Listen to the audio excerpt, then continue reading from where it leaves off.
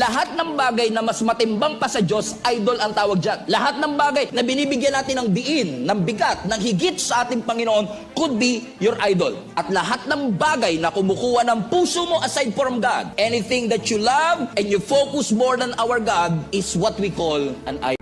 So ang tanong ko sa iyo mga kapatid, do not even answer just for yourself. Ano yung mga bagay na mas nauuna pa sa ating Panginoon? It could be your career. It could be your wealth. It could be your health. It could be your church, your ministry. It could be your children, your spouses. Lahat ng bagay na mas nauuna kaysa sa ating panahon na pinagtutuunan natin ng pansin, na tinawag tayo ng Panginoon na anumang bagay natin gagawin, ay ibigay natin wholeheartedly sa Panginoon. Pero ibinibigay natin yung focus, yung devotions sa ibang tao, sa ibang bagay, kumpara sa ating Panginoon. The Bible calls it idolatry. Na yung energy natin, binubuhos natin, kakahabol sa maraming bagay, pero pagdating sa ating Panginoon, parang ayaw natin i-pursue yung purpose ng Panginoon sa ating buhay. Question, gusto niyo ba ang Diyos gumalaw sa iyong pamilya, sa iyong business, sa iyong career, sa iyong buhay? Now, if you want God to move in your life, you cannot just do church as usual. If you really want God to do in your life, you cannot settle for Christianity life. You have to say, Lord, you want me na maging ilaw at asin sa aking kumpanya, sa aking pinagtatrabuhan, wherever I am? Lord, I'm willing. And the light is meant to shine. The salt is meant to be salty. As sabi ng scripture, you are the salt